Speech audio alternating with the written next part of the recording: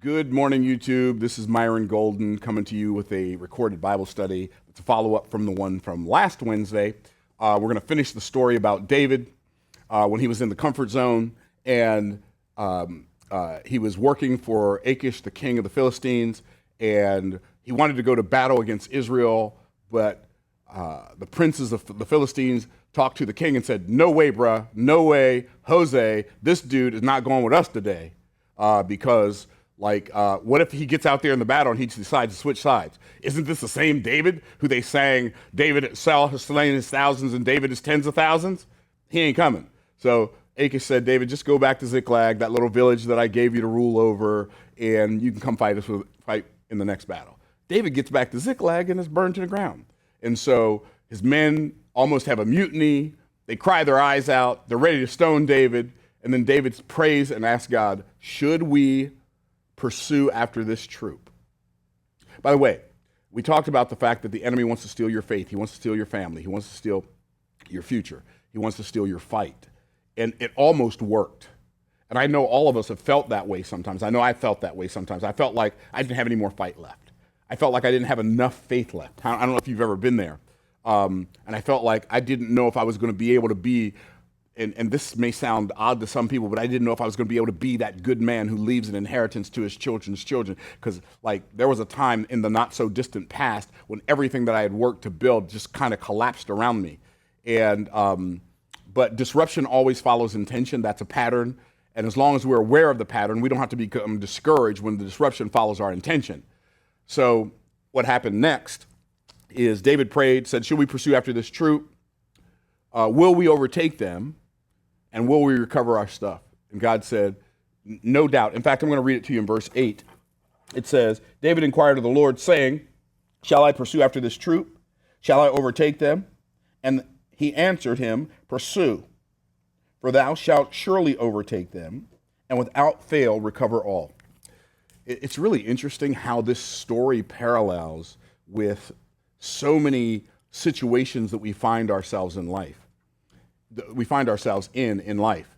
And it parallels with the fact that the scripture says in John 10:10, the thief cometh not but for to steal, to kill, and to destroy. But I am come that you might have life and that you might have it more abundantly. And we know that the enemy wants to steal, kill, and destroy. We know that the enemy wants us sick, broke, misinformed, and fearful, just like the world system that he's set up, the world cosmos that he's set up. He wants us to be sick, broke, misinformed, and fearful, and that's how Satan wants us to live. And now David finds himself in this situation, like you found yourself in a situation, like I found myself in a situation, and in the past. And then we should I even try to do this again?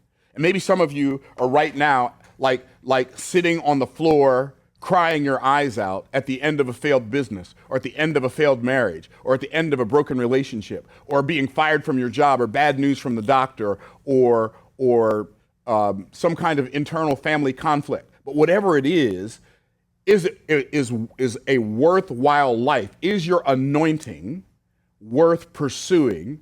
Is your family worth pursuing? Is your calling worth pursuing after you fall down so far you're not sure if you can ever get back up? And I submit to you 100%, just like God told David in this story, pursue.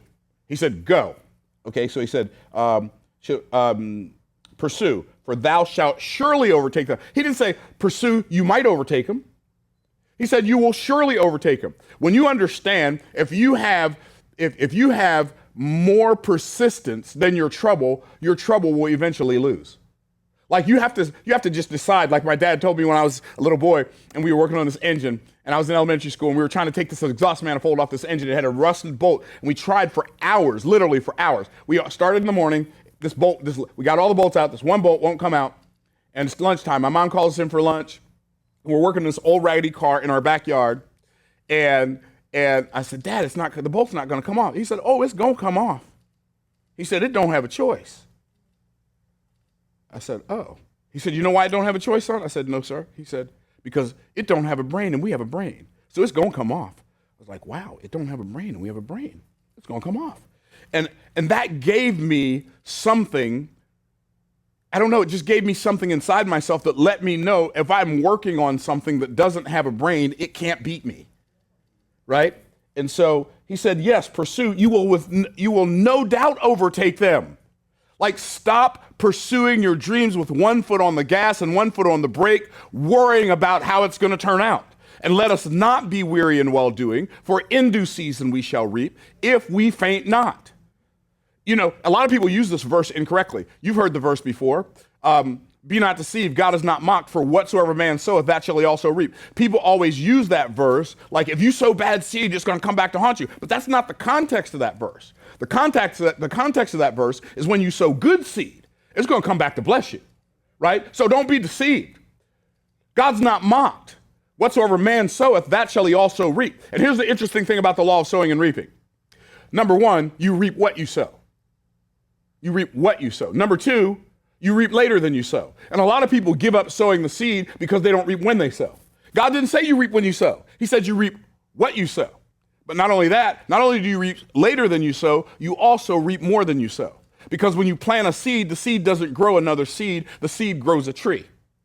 And I love what Warren Wiersbe said. It's one of my favorite quotes of all times. He said, any fool can count the number of seeds in an apple, but only God can count the number of apples in a seed. Yes, you will no doubt overtake them. Yes, pursue, for thou shalt surely overtake them. And without fail, you will recover all. What's God saying? He's saying to David, go get your stuff. We live in a time where the enemy is coming in like a flood, where the drug and alcohol culture want to come and rob our family members of vitality and life, where the evil media empires, they want to destroy free speech, and the enemy's coming in like a flood, and so many people are afraid to speak up, and the homosexual community is like fighting harder for our children than we are for our children. They will speak up and act as if we don't even have a right to teach our children what we believe is right. But they have a right to teach our children what we believe is wrong. And I'm not talking about hating somebody. I'm just talking about, like, these are our children. Our who? The men and the women who got together to have those babies. And we're just going to, like, abdicate our responsibility as parents and say, hey, like, yeah, do you understand the danger? Do you understand the danger of being silent about this issue of homosexuality? By the way, I don't think you should hate homosexuals. I don't think you should hate anybody. I don't think you should hate homosexuals. I don't think you should hate harlots. I don't think you should hate drunks. I don't think you should hate drug addicts. But I still think all of that stuff is wrong. There's that part. And it's people say, well, why do Christians always have to be all up in arms about homosexuality? You're not like that about it, because those other things are not saying we don't have the right to teach our children it's wrong. Like fornication is wrong, right? What's the difference between fornication and homosexuality? Well, one difference is fornicators haven't started a campaign to program our children that fornication is right. And also a campaign to keep us from teaching them that it's wrong. That's the difference. They're both wrong. Fornication is wrong, homosexuality is wrong. In fact, homosexuality is a form of fornication. It's wrong. But the reality is, God is the ultimate determiner of right and wrong. Why is it wrong? Because God says it's wrong. And if that's not a reason, hear me now when I say this. There is no reason. And for those of you who want to argue that point, wait until your children grow up to be adults. Your son and your daughter grow up to be adults in the world that we're living in now, because I promise you this is where it's headed. And they come to you and say, hey, mom and dad, me and my sister we're going to go move in together. Okay, well, cool. Y'all go get an apartment. No, that's not what we mean. We're going to go move in together. Like, she's going to be my girl. That's your sister, bro. Yeah, I know, but we're consenting adults. And I know some of you are thinking, well, Myron, that doesn't make any sense. Why? Why is that wrong? For the same reason homosexuality is wrong, for the same reason adultery is wrong, for the same reason fornication is wrong, they're all wrong for the same reason. They're wrong because God said they're wrong, or there is no reason.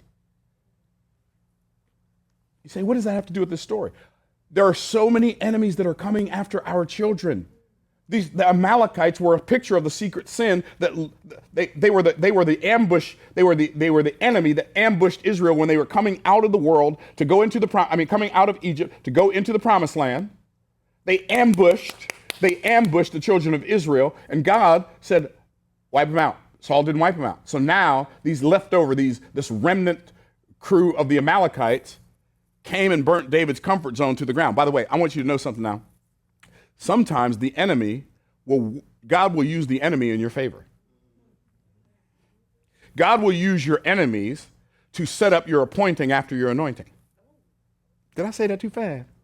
Sometimes, what do I mean, Myron? I mean, sometimes your haters are your elevators. What? Do you remember what it says about Joseph when he had his dream? Joseph had his dream, and he told his brothers about his dream. He told his parents about his dream, and it says his brothers hated him for his dreams and for his words. Sounds like America, don't it? I wish I had some help in here. Oh, what? They hated him for his vision, for his dream. They hated him, so what did they do? They sold him into slavery. In a couple of weeks, we're going to look at that story, and you're going to be blown away. But here's the remarkable thing about that. If Joseph's brothers hadn't sold him into slavery, he never would have become the prime minister of Egypt. He never would have interpreted Pharaoh's dream, and the entire world would have starved to death. Your haters are your celebrators. I mean, your haters are your elevators, right? And so even though they hated him, God used them to pave the way, not just for Joseph's good, but even for their good, right? And their trepidation. So, God used these Amalekites to destroy David's comfort zone, but he also used these Amalekites to use David to destroy these Amalekites. Because they hadn't come to Ziklag and burnt the rest of the story would have never happened. If they wouldn't have taken David's wives and his children, his men's wives and his men's children, if they wouldn't have done that, what would have happened was they'd have been all right. But no, y'all messed with the wrong one today, baby. Y'all came and messed with the giant killer. You know what I'm saying? You messed with the one who has slain his tens of thousands, and now there's only a few hundred of y'all. It's a wrap. Let's see what happens when David and his men pursued. In verse 9, David went, he and the 600 men that were with him, and they came to the brook B.O.S., where those that were left behind, they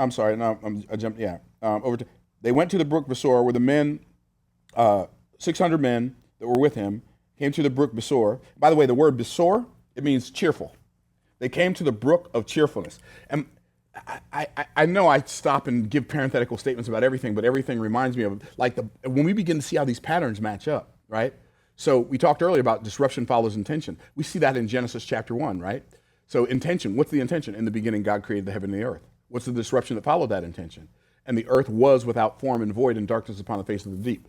When it says it was without form, that word was is not the word used to be, but it's the word became. The earth became without form and void, and darkness upon the face of the deep. Now, I don't know that this is the case, but some Bible scholars believe that it's probably or possibly the case that between Genesis 1:1 and Genesis 1:2 is where God kicked Lucifer out of heaven and he threw him down to earth. And because Satan couldn't destroy heaven, he tried to destroy earth. Some people believe that's what happened between Genesis chapter 1 and Genesis 2. Like if you read the Reese Chronological Bible, he has that verse from, it's Ezekiel or Isaiah or somewhere in there, right in between verse 1 and 2, right?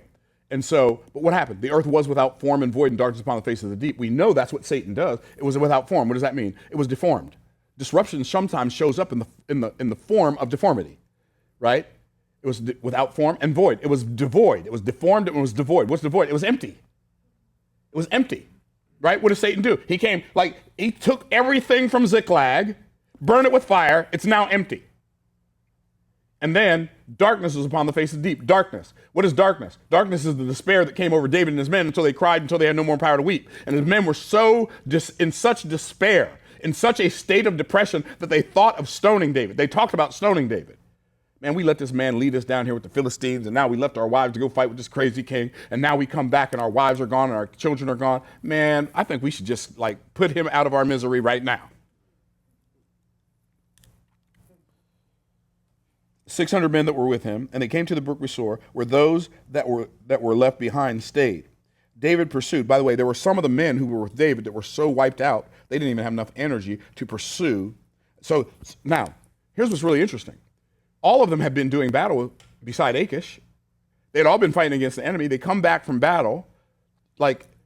Y'all know how it is after a day's work, right? Can you imagine if your day's work was fighting to save your life with a sword and a knife, and people were trying to kill you, and you're doing that for hours at a time? How exhausted you would be? Some of the guys were so exhausted, they didn't have anything left. They said, I left it all on the field, coach. Well, we're gonna leave you right here by the brook with source. You can cheer yourselves up, but we're gonna go get our stuff, and we're gonna go get your stuff. And then it says, but David pursued, he and the 400 men, so 200, abode behind, which were so faint they could not go over the brook. They were so tired they couldn't even pass over the brook of cheerfulness. They found an Egyptian in a field, and they brought him to David and gave him bread, and he did eat, and they made him to drink water. And they gave him a piece of cake of figs and 2 clusters of raisins. And when he had eaten, his spirit came again unto him, for he had eaten no bread or drunk any water for 3 days and 3 nights. So his blood sugar was low, he was dehydrated, this brother was in trouble. And David said unto him, to whom belongest thou, and whence art thou? And he said, I am a young man of Egypt, a servant of an Amalekite, and my master left me because 3 days agone I fell sick. And we made an invasion upon the south of the Cherethites, and upon the coast which belongeth to Judah, and upon the south of Caleb, and we burned Ziklag with fire. And David said unto him, canst thou bring me down to this company? Now, before I go into that, notice this is what the enemy does. This is exactly how the enemy treats his own. What did it say? It says, I got sick, so what did they do? They left me behind. They left me behind 3 days ago. They left him behind 3 days ago. He didn't have anything to eat, and he didn't have anything to drink, which means they left him alone. They left him 3 days ago with nothing to eat and nothing to drink. And when they left him, they didn't give him any food. And we know they did not give him food because they didn't have food. They just burnt Ziklag with fire and took everything that David and his people had. So they had food, they had water, but he fell sick. He said, okay, you're of no more use to me. You might as well just die here in the wilderness. I am here to tell you, in the words of the late, great R.G. Lee, the devil's pearls are paste pearls. They have no value. His diamonds are luster as plastic. His nectar turns out to be hog slop. And if you eat his corn, he'll choke you on his cob. The devil always pays in counterfeit money. There is no honor among thieves. And you can serve the enemy through drugs and alcohol and illicit sex and whatever else you want to your whole life. But I am telling you, there is going to come your best day with the enemy, the world, the flesh, and the devil. Your best day with the enemy is your first day. And your worst day is going to be your last day. And in God's economy, no matter how bad it is in your life right now, or no matter how good it is, it's going to keep getting better. Okay, so that's my rant about the Egyptian. But I want you to understand, there are so many people who don't get it. There are so many people who don't get, like when you sell your soul to Satan to serve, or you sell your soul to the appetites of the flesh, or the attitudes of the devil, or the ambitions of the world, you are wasting your life for something or someone that doesn't care a lick about you.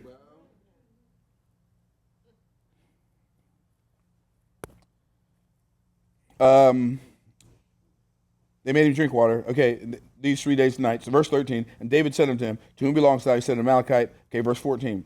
Verse 13, and he said, I am a young man, an Egyptian, a servant of Amalekite. My master left me because 3 days gone I fell sick. When he made an invasion upon the side, okay, I already read all that. Okay, verse 15, David said unto him, canst thou bring me down to this company?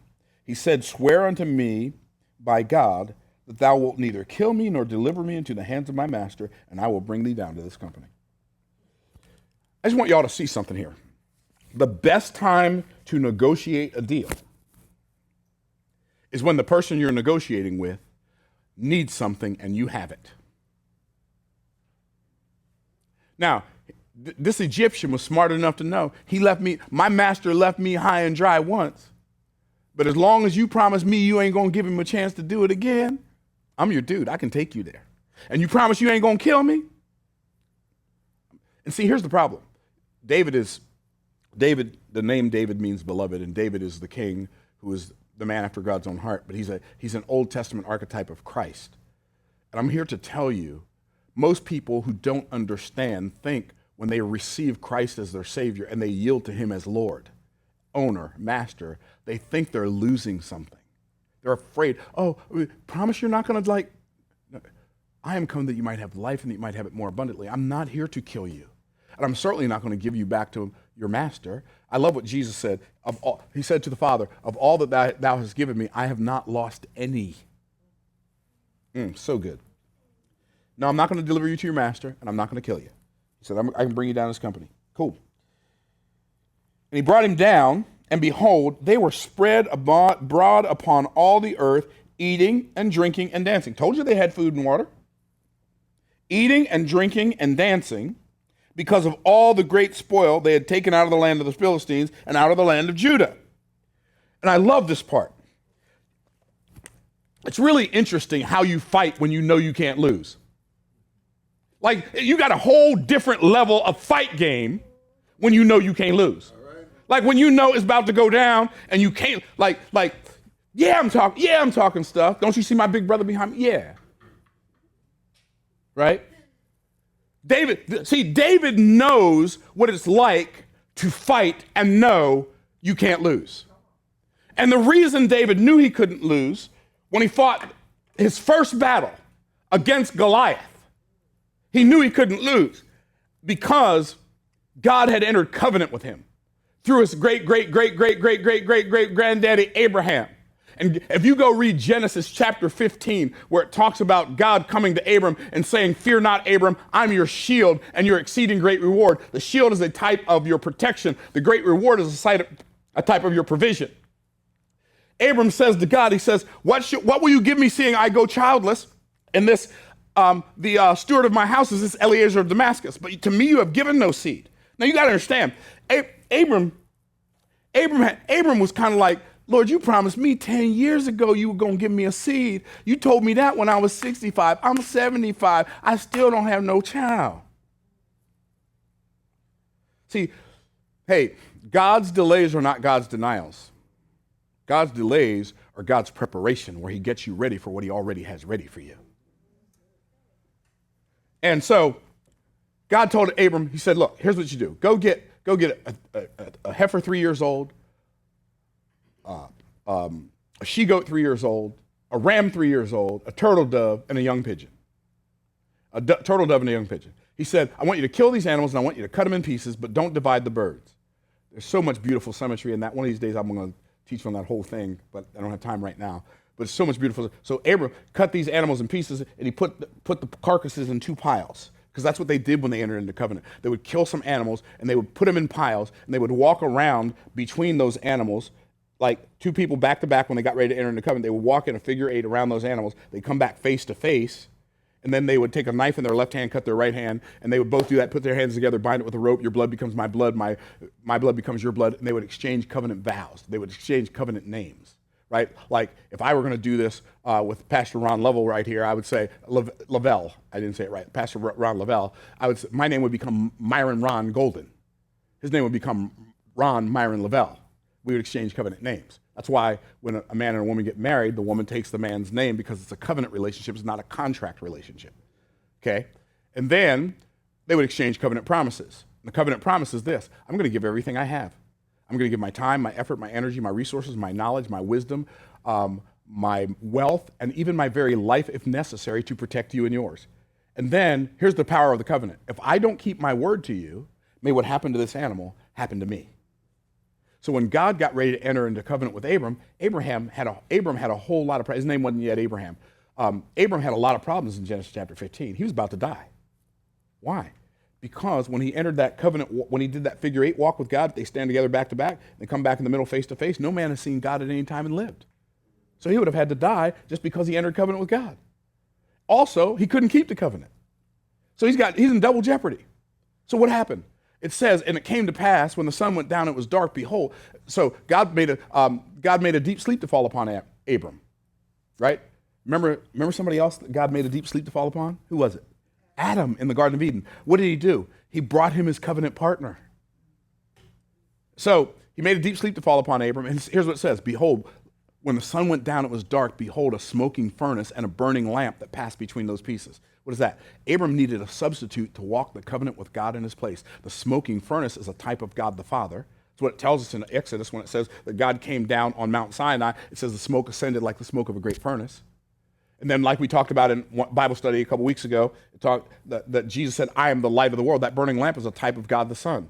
And so what happened, God put Abram to sleep, and then the burning lamp took Abram's place as a substitute and the smoking furnace. And so the smoking furnace says, if I don't keep my word to Abram, may what happened to this animal happen to me. The burning lamp says, if Abram doesn't keep his covenant with you, may what happened to this animal happen to me.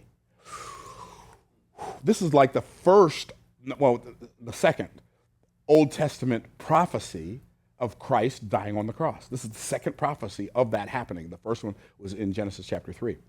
So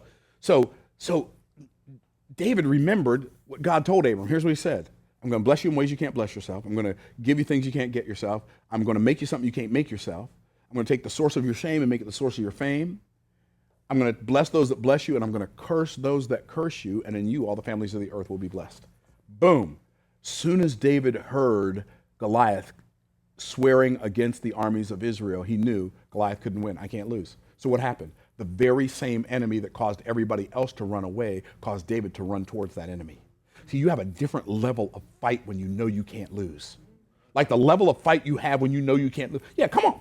I don't care how big you are. I don't care how much. Goliath's spearhead weighed 16 pounds. The spearhead, the head of his spear, not the spear, the head of his spear weighed 16 pounds. Can you imagine getting hit in the chest with a spear, the head of which weighs 16 pounds? Your whole body would explode. Your arms would go one way, your legs would go another way. If you walk by sight, it makes sense to be afraid of Goliath. But if you walk by faith, and faith cometh by hearing, and hearing by the word of God, when David rehearsed in his ears what God told his great-grandfather Abram, he said, this dude can't win. He's cursing the armies of God. He can't win. Well, David knew he couldn't lose. How did he know he couldn't lose? Because he prayed, and God said, pursue. No doubt recover all, and without fail, no doubt prevail, and without fail recover all. You're going to get everything back. Like nothing's going to be missing. You won't have a feather missing in a pillow. You won't have a thread missing in a garment. You're going to get everything back. Okay. So now, I want you to understand this is the level of fight they had. Remember now, they had just left 200 other soldiers who had been in battle with them by the brook Besor. They didn't even have enough energy to cross over the brook. Where did they get this extra fight from? Energy is not physical. Energy is spiritual, and it manifests itself in physicality. Watch what happens. It says, brought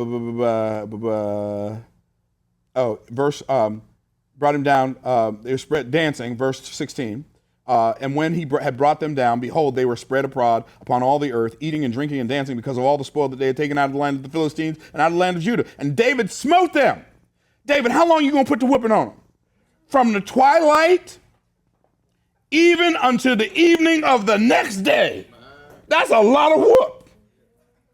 That's a whole lot of whooping right there. I'm gonna beat you from the twilight today to the going down of the sun tomorrow. It reminds me of when me and my brother, I've got 6 brothers, and we were boys. We were mischievous, right? My dad would come in there, man. He'd take off his belt. He could take his belt off faster than Sinbad the Sailor Man. I'm telling you, he'd take off his belt, pap, pap, pap. We're, Daddy, I ain't gonna do it no. And we'd be saying, Daddy, I ain't gonna do it no more. He said, I know you ain't, pap, pap, pap, I know you ain't. Can you imagine? I'm sorry, Dad, I know you're sorry. And he just starts sliding, you sorry, yeah, you sorry, but you ain't gonna be sorry tomorrow. And David, it says, to the going down, I lost my place, I got so excited. Verse 17, David smote them from the twilight, even unto the evening of the next day, and there escaped not a man of them, save 400 young men, which rode upon camels and fled, which means there were more than 400 men there. They slew way more than 400 men. So David and his men, his 400 men were outnumbered by however many men there were. And there was nothing lacking. And David recovered all that the Amalekites had carried away, and David rescued his 2 wives, and nothing lacking to them. And there was nothing lacking to them, neither small nor great, neither their sons nor their daughters nor their spoil, nor anything that they had taken to them. David recovered all. And David took all of the flocks and the herds which they drave before them, and those other cattle, and said, And they said, this is David's spoil. And David came to the 200 men. I love this. This is one of my favorite parts of the story. And David came to the 200 men, which were so faint that they could not follow, whom they had made also to abide by the brook Besor. And they went forth to meet David and to meet the people that were with him. And David came near to the people and saluted them. And then answered the wicked men, the men of Belial, of those that went with David, and said, because they went not with us, we shall not give them aught of the spoil, and which means any of the spoil that we've recovered, save to every man his wife and his children, that they may lead them away and depart. And David said, ye shall not do this, ye shall not do so, my brethren, with that which the Lord hath given us, who has preserved us and delivered this company that came against us into our hand. See, David knew that the battle is the Lord's.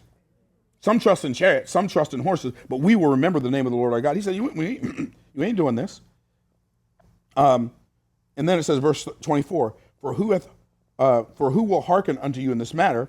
But as his part is that goeth down to the battle, so shall his part be that tarrieth by the stuff. They shall part alike. And it was so from that day forward that he made it a statute and an ordinance in Israel unto this day. What's he saying? Here's what David's saying. Teamwork makes the dream work. And when the team wins, everybody on the team wins. Like everybody on the team can't do everything. But you don't make the mistake. The New Testament says it like this. Don't make the mistake of thinking one member is more important than another. You know, members have a way of letting you know how important they are when they get injured, don't they? Huh? Can I get a witness? I remember one time I was chopping down a tree in my backyard, and there's a broken glass there, a house I just bought, I was renovating, and I'm like chopping this tree, and there's a piece of broken glass, and it sliced through my thumb. I had to go get stitches. And so I had these stitches in my thumb. I am not kidding. It seemed like I bumped that thumb on everything. Like, it made me understand the phrase, it sticks out like a sore thumb. My son threw me a pen from the top of the steps. It landed right on that thumb. Like, what? What is this? Right? Don't make the mistake. Don't let the hand think that's more important than the eye, or the eye think it's more important than the hand. But I'm just an eye. I want to wear rings like your hand. Now, how crazy does that look? And that's why, if you want to build a successful business, love the people and use the money. Don't use the people and love the money. Use the money to love the people. You want to have a successful family? Don't use the family. Love the family. I'm telling you, if you will begin to love people and treat people good and understand that there's no such thing as a self-made millionaire. There are only team-made millionaires. No such thing as a self-made man. There are only team-made men and women. No such thing. There's not a single solitary person under the sound of my voice right now or watching this YouTube video who has gotten to wherever you are, wherever that may be, by yourself. Don't forget the people who helped you get here. Because in the reality, in real, honest to goodness, straightforward reality, those of us who are standing, we're all standing on the shoulder of giants. So it would behoove us to be thankful instead of being proud.